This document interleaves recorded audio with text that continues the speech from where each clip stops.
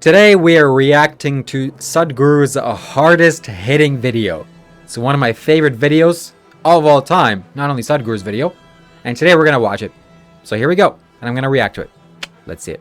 This was recorded on April 7th, 2020, right in the midst of the little chaos that was happening. Oh no, oh no. You know what I mean. Anyways. I'm sure that people made thousands of requests on Google how to meditate because that was the time of turmoil, mental turmoil. And Sadhguru took advantage of that opportunity to solve some keywords on Google and provide people what they're looking for. So here it is, making a video just on that. Let's watch it. Everybody is suddenly, people who had never meditated in their lives, never even considered that possibility, are now suddenly talking about meditation, the need to meditate, wanting to meditate. Let us examine this meditation, what this is. First of all, what does the word meditation mean?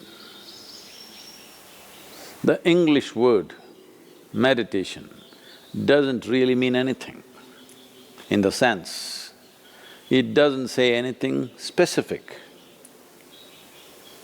If anybody sits normally with their eyes closed, it's assumed they must be meditating. One can sit with their eyes closed and do many things. You can do japa, tapa, dharana, dhyana, samadhi, shunya, samyama. Or you might have just mastered the art of sleeping in vertical postures. So the word meditation in English language doesn't specify anything. Generally we assume, or generally people assume that meditation means dhyana. In Tamil Nadu it's dhyanam, if you go little north, it's dhyana, if you go really up north, it's dhyan. If you go further up, it becomes chan, if you go little more east, it becomes zen. Same thing. So, what is this dimension that we are trying to describe with this word meditation? One fundamental thing that we need to understand is, you cannot do meditation because meditation is a quality. A quality is a consequence of a certain process. You can initiate a process, you can conduct a process. You cannot conduct a quality. Quality is just a consequence. It is like you want flowers in your garden. You don't sit there and do flower meditation. You know what happened to the flower people.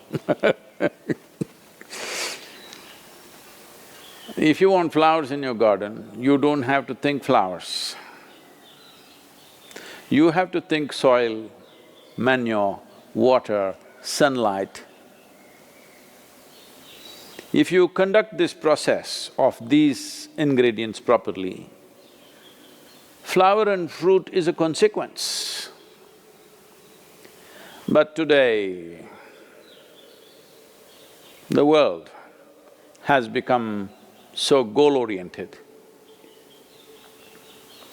Because they're so goal-oriented, they are not interested in the soil, definitely not interested in the manure and all the other things, but they want flowers and fruit.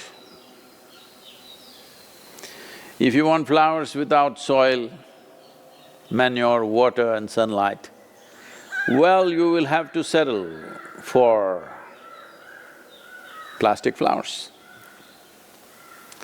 Plastic flowers are very wonderful.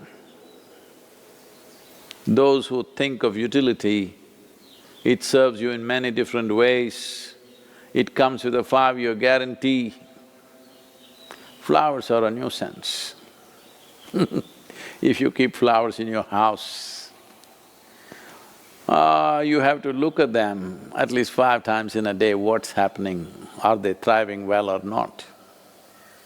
But if you keep plastic flowers in your home, 5 years guaranteed, unlike your life.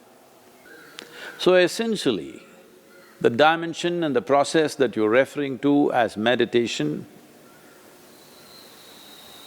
is very life-oriented.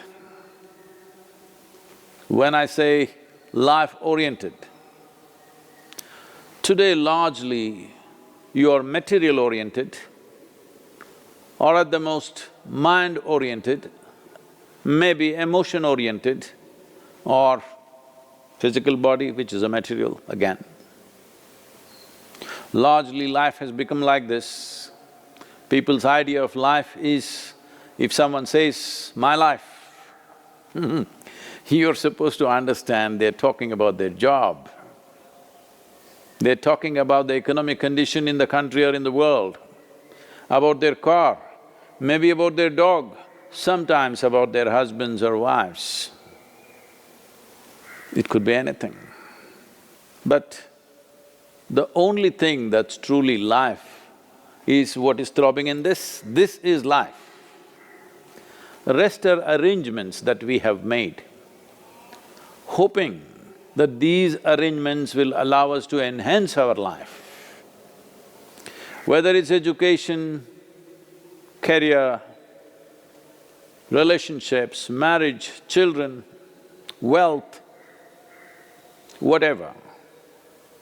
All these things one is after only in the hope that it will enhance our life. As you know, most people, instead of enhancing their life, largely get entangled with these accessories. Accessories have become larger than the life process. Well, I think in a very cruel way, the virus is bringing focus on the life. You suddenly understand your expensive home has become a prison. Your expensive car is as good as junk because you can't drive it, at least for some time. Meditation is not an impairment that if you're meditative, you have to close your eyes and be limited to one place. Meditation is a phenomenal empowerment that you can do whatever is needed in the world, whatever, I mean that. Whatever is needed in the given situation and still remain untouched by the process of activities that we need to conduct in the world. This empowerment or without this empowerment, in fact a human being is crippled because if what you have to think, feel, understand and act in the world is going to rub off on you in such a big way, naturally you will hesitate to do what is needed. Naturally you will avoid doing things that need to be done. Wow, let's pause it right there. Let me reflect on some things that Sadhguru said. This is the hardest hitting video by Sadhguru. And this is for a number of reasons. First and foremost, Sadhguru is here. Any good video on the YouTube platform is that has Sadhguru is a good video. That's one ingredient, Sadhguru is here. But most importantly, Sadhguru is right behind the Dhyana Linga, which you see behind him, to his right shoulder, right beside me, right here. So Sadhguru knew and chose to make this video right in front of the Dhyana Linga, very appropriately, on the topic of meditation. Because he knew that people that are brand new to the spiritual field and have never meditated in their lives before would see this video for the first time and they would get this energy impression of this massive form, what you see behind me, the Dhyana Linga. It's a spiritual form, it's a form. energetic form. It's one of the most phenomenal structures that's ever been created by a single human being. And we have this active here on our planet today. So this is the hardest video, one of the hardest hitting videos by Sadhguru, simply because of his background and how he chose to make this video in this particular way. It's phenomenal and remarkable. He's sitting next to his power source, next to his creation, next to his baby, which is the Dhyanalinga. In a way, the moment you are in a state where your own activity and the activity of the world around you and the activity of your mind and your emotion, once they're impacting you every moment of your life, then in some way you will cripple yourself, because naturally you would want to keep the scale of your life very limited, because activity, thought, emotion, involvement with life can cause enormous amount of suffering. Once there is fear of suffering, knowingly or unknowingly, you will limit the scope and possibilities of your life. Meditation means just this, in a very simple way if we have to put it. If you sit here, your body is here, your mind is there, who you are is little away from these two dimensions of physical body and mental accumulations. Another reason why that was such a hard-hitting video is because of something that he mentioned in the middle of the video, and something that has stuck with me for a long time. It has been ringing in my mind.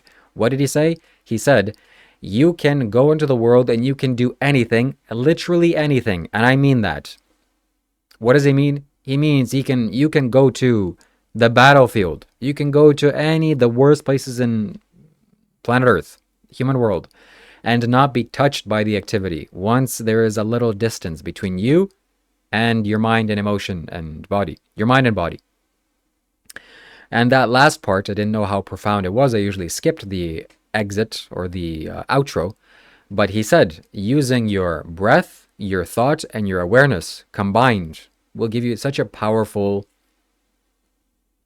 ability with life. That's absolutely true. That's exactly what I'm doing with Isha Kriya. If you don't know what Isha Kriya is, you can download an app called Miracle of Mind. I recommend you click the link in my description. It's a referral link. I'll get a few coins within the app if you register with my link. And you do this meditation practice for a minimum of 7 minutes a day, only 7 minutes. You employ your thought, your breath, and your awareness. And you will get a very profound energy experience as a result of that. So that was the most hard-hitting video of Sadhguru to date. We can say one of the most. There are many powerful Sadhguru's videos, simply because mainly because of Sadhguru's masterful choice of scenery and background. That was, I think, one of the only videos, or one of the only few videos that he recorded behind the Dhyanalinga, or right in front of the Dhyanalinga, we should say. So that's it, my friends. Thank you very much for watching. If you want to transform your life, if you want to get initiated into powerful spiritual processes, and if you want to harness your energy for the purpose of spiritual growth, contact me for spiritual support and energy coaching. You can do so by going to shivakailash.com. See you next time. Goodbye.